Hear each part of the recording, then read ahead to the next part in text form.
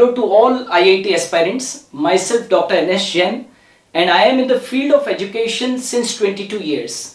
और मैंने जो इन 22 years के अंदर क्लासरूम्स के अंदर जो एक्सपीरियंस लिया है वो मैं आप लोगों के साथ में शेयर करना चाहता हूँ.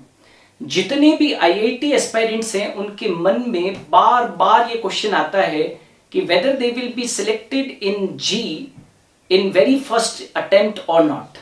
तो यस, इट इज पॉसिबल, लेकिन ये पॉसिबल तभी है जब आप एक प्रॉपर स्ट्रैटेजी और प्रॉपर प्लानिंग के साथ में चलते हैं. Without planning very first attempt के अंदर IIT को क्रैक करना with a very good rank वो बहुत मुश्किल होगा.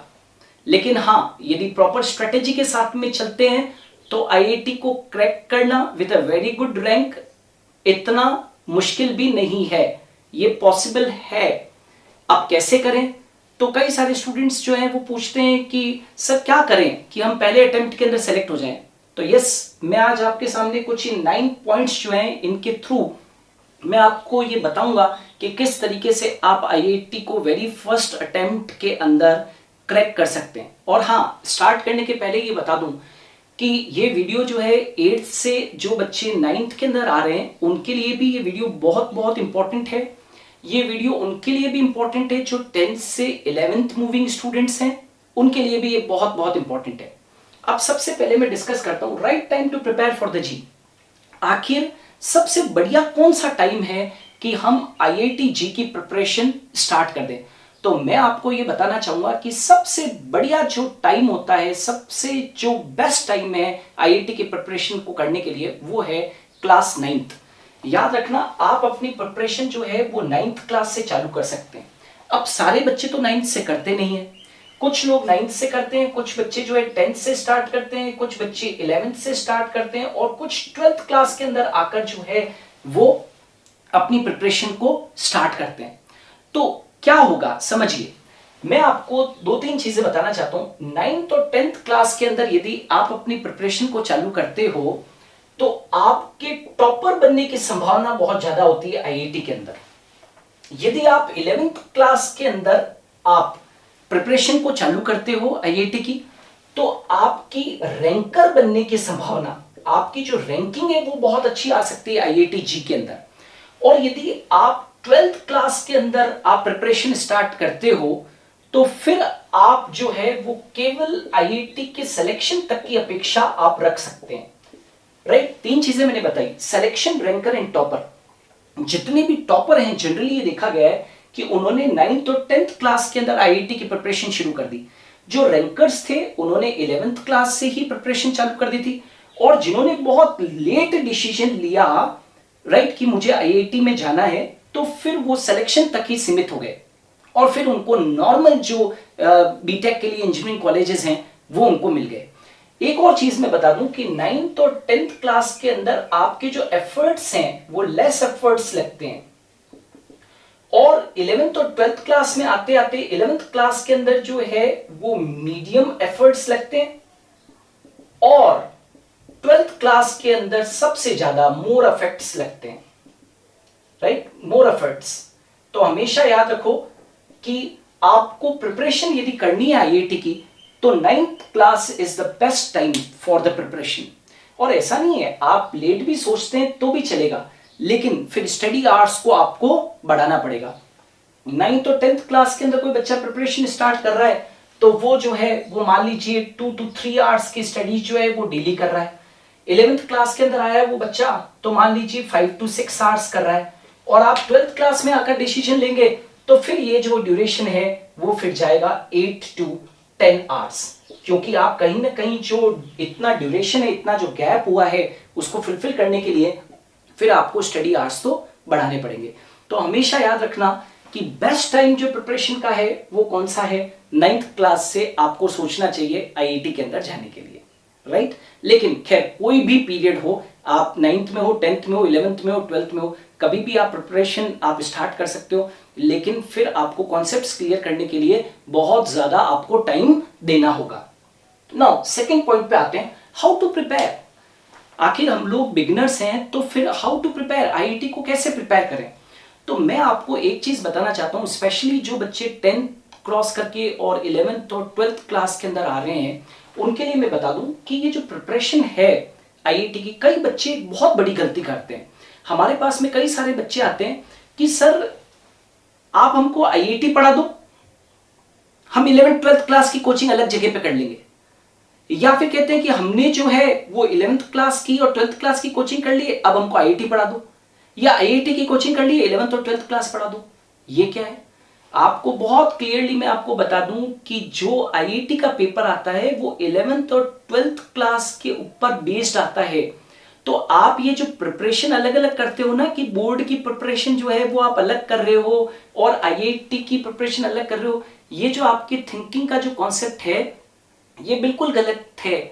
आमतौर के ऊपर ये देखा गया है कि जो बच्चे बोर्ड्स के अंदर अच्छा करते हैं वो आईआईटी में भी अच्छा करते हैं। ऐसा बहुत कम देखा गया है कि कोई बच्चा जो है वो 12th क्लास के अंदर बोर्ड्स के अंदर 60% ला रहा है और वो आईआईटी का टॉपर बन रहा है या रैंकर बन रहा है। ऐसा बिल्कुल भी नहीं है। अमूमन ये देखा गया है कि जो टॉपर बच्चे हैं, जो रैंकर हैं, वो बोर्ड्स के अंदर भी 94, 95, 96, 97% ला रहे हैं और वही बच्चे जो है वो आईआईटी के अंदर बहुत अच्छी रैंक से सिलेक्ट हो रहे हैं। Are you getting?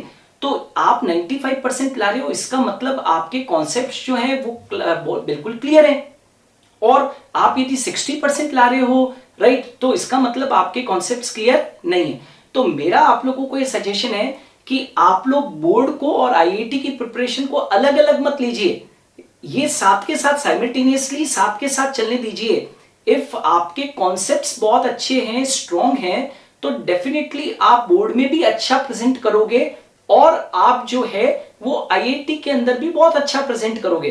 तो अलग अलग आपको करने की जरूरत नहीं है।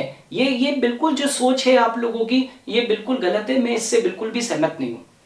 फिर है कि हाउ टू प्रिपेयर। चलो ये तो बात समझ में आ गई कि बोर्ड की और आईआईटी की प्रिपरेशन जो है वो हमको साथ साथ चलानी चाहिए।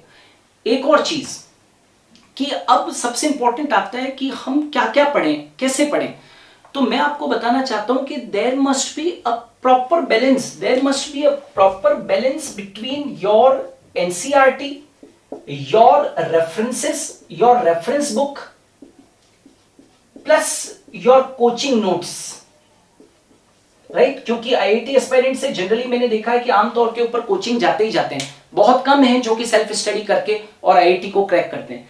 तो आपको इन तीनों चीजों के बीच में बैलेंस बिठाना होगा, राइट। ये तीनों चीजें बहुत बहुत इंपॉर्टेंट है। सबसे पहले मैं बात करता हूं एनसीईआरटी की। Now NCERT is the key to the success. NCERT के बिना आप कल्पना भी नहीं कर सकते हैं कि आपका आईआईटी में सिलेक्शन होगा। You must have a strong command on your NCERT. NCERT के ऊपर बहुत जबरदस्त कमांड होना चाहिए। If I talk about the physics और द केमिस्ट्री और द मैथ्स, राइट, तो ये जो केमिस्ट्री है, केमिस्ट्री, ये जितने भी जो केमिस्ट्री पढ़ाने वाले लोग हैं, आप किसी से भी पूछ लीजिए, this chemistry is important to crack board with 95% marks as well as it is important to crack your IIT JEE. दोनों के लिए केमिस्ट्री बहुत बहुत इंपॉर्टेंट है। एनसीईआरटी इतनी बैलेंस तरीके से उसको बनाई गई है कि इसके ऊपर तो आपका कमांड होना ही चाहिए, राइट। ये तो आपको बहुत अच्छी कमांड होनी चाहिए, राइट। यदि मैं बात करता हूं मैथ्स की, तो मैथ्स के साथ मैथ्स का जो नेचर है वो थोड़ा सा डिफरेंट है। यहां पर एनसीईआरटी के साथ में आपको आरडी शर्मा है या आरएस अग्रवाल है, वो आप कर सकते हैं, ठीक है।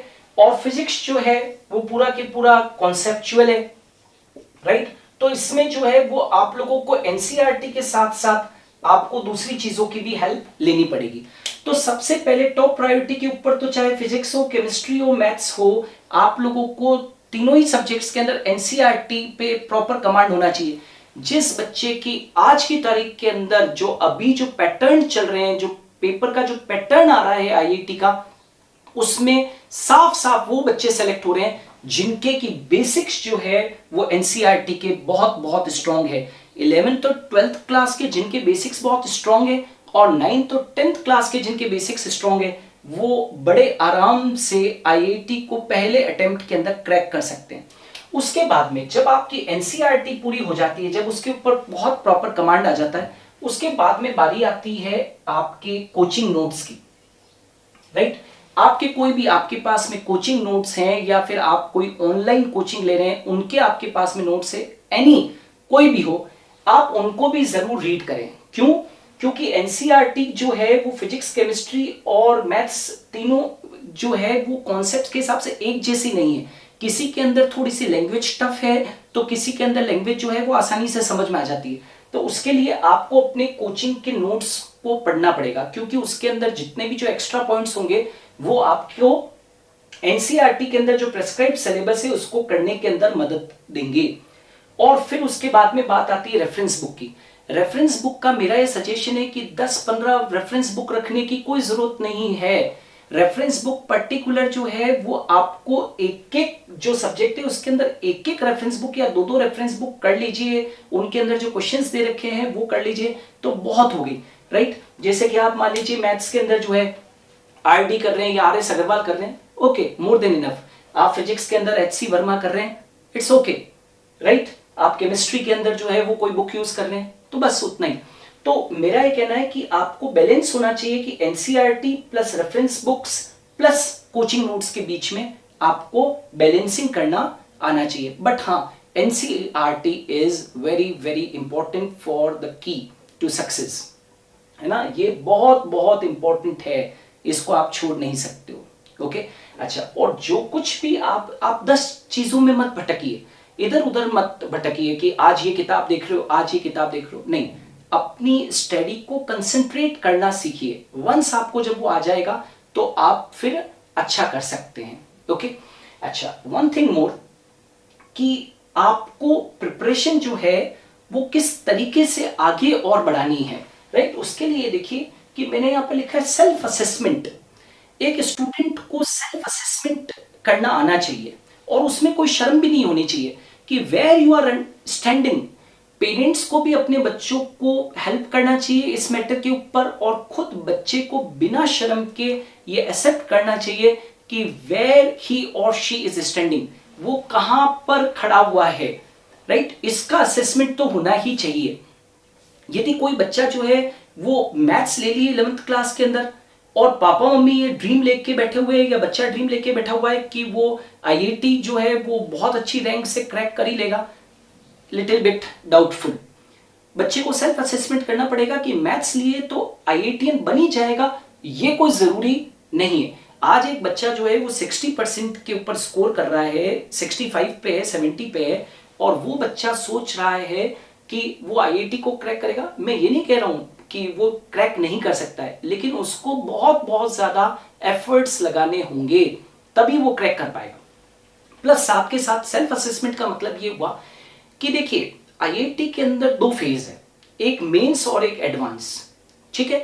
अब आपको अपनी कैपेबिलिटी देख लेनी होगी कि क्या मैं मेंस क्लियर कर पाऊंगा और फिर साथ में एडवांस को भी मैं क्रैक कर पाऊंगा या नहीं कर पाऊंगा, राइट। कई बच्चे सोचते हैं, डिप्रेस्ड हो जाते हैं कि वो मेंस क्लियर कर लेते हैं फिर एडवांस नहीं क्लियर कर पाते हैं। तो भैया क्या फर्क पड़ता है? ये कोई जरूरी थोड़ी है कि सभी को जो है वो कंप्यूटर साइंस जो है वो मुंबई आईआईटी के अंदर मिली जाएगी। जो बच्चे अच्छी रैंक के साथ में मेंस को क्लियर करते हैं उनको भी देश भर के अंदर जो कई सारे रेपुटेटेड एनआईटीज हैं उनके थ्रू भी तो प्लेसमेंट्स मिलता है ना। क्या सारे के सारे जो इंजीनियर्स वर्क कर रहे हैं क्या वो सभी जो है वो क्या आईआईटी मुंबई से पास आउट है क्या? ऐसा तो नहीं है। कई सारे एनआईटी से जो बच्चे निकले हुए हैं वो भी एक बहुत अच्छे पैकेज के साथ में जो है वो वर्क कर रहे हैं। तो ऐसा बिल्कुल भी नहीं है। तो आपको ये समझना होगा कि वेयर यू आर स्टैंडिंग। क्यों? क्योंकि आपकी पूरी स्ट्रैटेजी जो है वो उसके ऊपर डिपेंड करेगी। देखिए वैसे तो मेरा ये सजेशन है कि आपको मेंस की प्रिपरेशन और एडवांस की प्रिपरेशन साथ साथ चलनी चाहिए, राइट, करनी चाहिए। लेकिन क्या होता है कि आप पहले मेंस की प्रॉब्लम्स करके देखें। आप यदि मान लीजिए मेंस की प्रॉब्लम में ही कंफर्टेबल नहीं है और आप एडवांस लेवल की प्रिपरेशन पहले कर रहे हैं तो वो गलत हो सकता है। आप पहले देखिए कि आपसे मेंस की प्रॉब्लम हो रही है या नहीं हो रही है। नाम भी साफ है, एडवांस्ड एग्जाम होगा, राइट, आईआईटी एडवांस होगा तो उसके अंदर प्रॉब्लम्स भी थोड़ी सी एडवांस ही आएगी। तो यदि आप मेंस लेवल की प्रिपरेशन कर पा रहे हो, मेंस लेवल के क्वेश्चंस कर पा रहे हो तो वेल एंड गुड, राइट। और यदि मेंस के ही आप नहीं कर पा रहे हो और आप एडवांस का सपना सोच रहे हो तो वो तो हो नहीं पाएगा। पहले मेंस क्लियर करोगे तभी तो एडवांस दे पाओगे my dear. Are you getting? So आपको सेल्फ असेसमेंट करना होगा कि मैं एडवांस यदि नहीं क्लियर कर पाया तो मैं मेंस को एक अच्छी रैंकिंग के साथ में मैं क्रैक कर दूंगा और मुझे किसी एनआईटी कॉलेज से मुझे बी को करना है।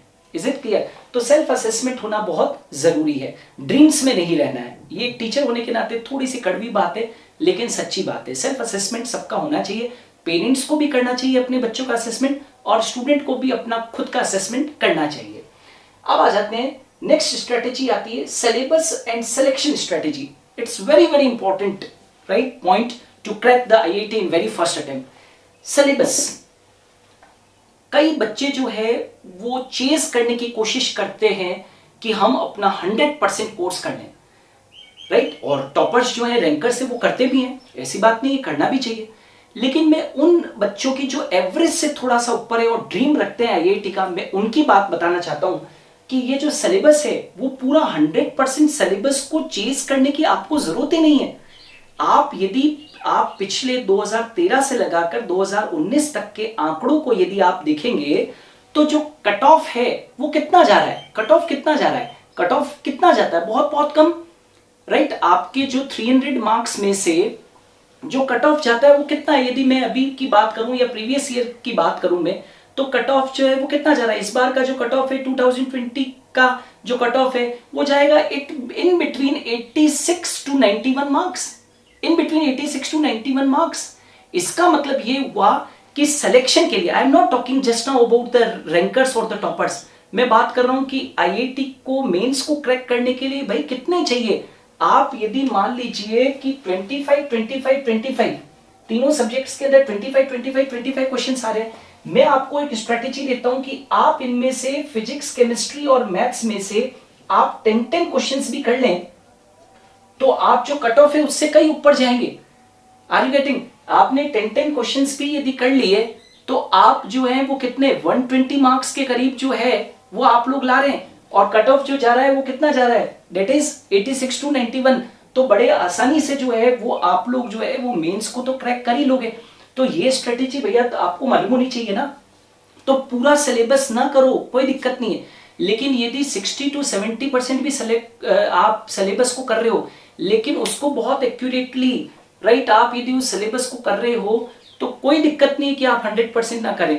यदि आप लोग जो है वो आप स्ट्रेटेजी देख सकते हो, 10 क्वेश्चंस भी मैंने ज्यादा बताए हैं, राइट? नॉर्मली जो परसेंटेज है वो 37 से लगाकर और 40% के करीब जो है वो कट ऑफ जाता है।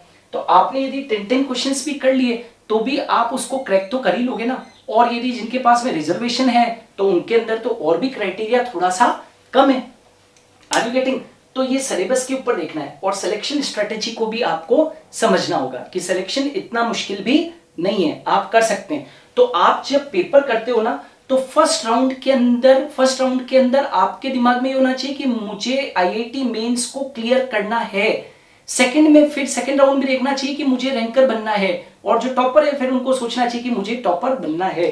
3 चीजों पे याद रखना है, सिलेक्शन, राइट, फिर रैंकर और फिर टॉपर। सिलेक्शन के लिए तो ये लाइन मैंने आपको बता दी कि इतने क्वेश्चंस आपको करने हैं। फिर उसके बाद में सेकंड राउंड में जो क्वेश्चंस आप कर पा रहे हो उनको और आगे बढ़ो तो आपकी रैंकिंग सुधरने की बहुत संभावना बनेगी। और जो टॉपर्स हैं उनको तो फिर कोई लिमिट नहीं है, फिर तो उनको तो सारे ही अच्छे करने हैं। जो जी मेंस के अंदर जो है वो 360 जो है आप 300 मार्क्स का जो कट ऑफ है उसको आप ला सकते हैं ना। कई लोग जो है वो पूरे मार्क्स ला रहे हैं पूरे इंडिया के अंदर, ठीक है?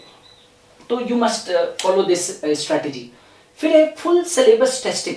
ये जो प्रैक्टिस जो है वो आईआईटी के प्रीवियस ईयर के जो पेपर्स हैं जिनको कि आप पॉपुलरली मॉक टेस्ट वगैरह कह रहे हैं, उनकी फुल सिलेबस टेस्टिंग होना बहुत जरूरी है। देखिए टॉपिक वाइज टेस्टिंग के अंदर और फुल सिलेबस टेस्टिंग के अंदर बहुत फर्क है। जब फुल सिलेबस टेस्टिंग होगी तो आपका जो कॉन्फिडेंस है वो बहुत बहुत ज्यादा बढ़ेगा। क्यों? क्योंकि वहां पर जो है वो अलग अलग तरीके के क्वेश्चंस आएंगे। आप मान लीजिए कि आप पूरा फुल सिलेबस टेस्टिंग कर रहे हैं, तो मान लीजिए कि केमिस्ट्री की टेस्टिंग हुई तो उसके अंदर फिजिकल केमिस्ट्री भी आ रहा है, इनऑर्गेनिक केमिस्ट्री भी आ रहा है, ऑर्गेनिक केमिस्ट्री भी आ रहा है। तो आप जब क्वेश्चंस करोगे तो आपका जो कॉन्फिडेंस का जो लेवल है वो आपका बढ़ेगा, राइट? राइट। तो फुल सिलेबस टेस्टिंग को जितना ज्यादा आप कर सकते हैं उतना ज्यादा करें। प्रीवियस ईयर के जो पेपर्स हैं आईआईटी के, उनको 5 इयर्स के जो पेपर्स हैं उनको देखना बहुत जरूरी है, क्योंकि वो प्रिपरेशन को आपको एक्स्ट्रा एज देगा। आपको मालूम पड़ेगा कि किस लेवल के जो क्वेश्चंस हैं वो आईआईटी के अंदर पूछे जा रहे हैं। तो फुल सिलेबस टेस्टिंग को आप बहुत ज्यादा तवज्जो दीजिए। फुल सिलेबस की टेस्टिंग है ना, जितने ज्यादा टेस्ट दोगे उतना आपका कॉन्फिडेंस बूस्टअप होगा, उतना आपका कंसंट्रेशन बढ़ेगा। फिर आते हैं कि जब आप टेस्टिंग देते हो तो टाइम बाउंड टेस्टिंग होनी चाहिए। टाइम बाउंड टेस्टिंग का मतलब है कि आपको जो टेस्टिंग है, आप ऑनलाइन दे रहे हो या ऑफलाइन घर पे बैठ के कोई टेस्ट सीरीज दे रहे हो, तो आपको ये चीज ध्यान रखनी होगी कि टाइम बाउंड टेस्टिंग, आप प्रिस्क्राइब टाइम के अंदर जो है वो आप पेपर को कंप्लीट करने की कोशिश करें। रियल टाइम एग्जाम की तरह घर पर प्रैक्टिस करें। एक क्वेश्चन के लिए मैं आपको बता रहा हूं 1.5 से 2 मिनट आपको मिलते हैं। 1.5 से 2 मिनट से ज्यादा आपके पास में टाइम नहीं है। सब कुछ स्पीड गेम है। कई बच्चे जब मॉक टेस्ट वगैरह देते हैं तो कहते हैं कि हम मैथ्स तक तो पहुंच ही नहीं पाए, फिजिक्स कर लिया, केमिस्ट्री कर लिया, मैथ्स तक पहुंच ही नहीं पाए। तो फिर सिलेक्शन की आप अपेक्षा कैसे रख सकते हो? टाइम बाउंड होना चाहिए। आपको एक चीज फॉलो कीजिए, जब आप एक क्वेश्चन देखते हो एट द ग्लांस 10 से, कितना बताया मैंने, 10 से 12 या ज्यादा से ज्यादा 15 सेकंड के अंदर ये डिसाइड कर लीजिए कि ये क्वेश्चन आपसे होगा या नहीं होगा। आपने यदि ज्यादा समय ये सोचने में बिता दिया कि इस क्वेश्चन को मैं करूं या नहीं करूं, तो टाइम कम पड़ जाएगा और फिर आपके क्वेश्चंस नहीं हो पाएंगे। क्यों? क्योंकि उसका कारण है कि वहां पर जो क्वेश्चंस है वो लॉजिकल आते हैं, ट्रिकी आते हैं। तो आपको टाइम बाउंड टेस्टिंग जो है वो करना बहुत बहुत जरूरी है। यदि इसमें थोड़ी सी भी चूक हुई तो आप बेटर परफॉर्म नहीं कर पाएंगे। फिर एक सबसे बड़ा जो पॉइंट है जो मैंने अनुभव किया क्लासरूम्स के अंदर, बच्चों के अंदर, कि आईआईटी के अंदर वो बच्चे सेलेक्ट होते हैं जो कंसिस्टेंटली वर्क करते हैं और वो बच्चे सेलेक्ट नहीं होते हैं जो कंसिस्टेंटली वर्क नहीं करते हैं। कई बच्चे इंटेलिजेंट होने के बावजूद भी आईआईटी को क्रैक नहीं कर पाते हैं। उसका एक बहुत बड़ा रीजन है कि कंसिस्टेंसी। आप आईआईटी जो है माय डियर वो कंसिस्टेंसी मांगती है। आप ये सोचो कि किसी कोचिंग सेंटर के अंदर पढ़ रहे हो और सैटरडे संडे को घर की याद आई, गांव की याद आई और आप चले गए, तो आप आईआईटी को किसी भी सूरत के अंदर आप क्रैक नहीं कर पाओगे। आपको कंसिस्टेंसी रखनी ही पड़ेगी। ये की थिंग है आईआईटी के लिए। आईआईटी वक्त मांगती है, कंसिस्टेंसी मांगती है। मुझे 7th क्लास के अंदर मेरे मैथ्स के सर पढ़ाते थे, गोपी सर।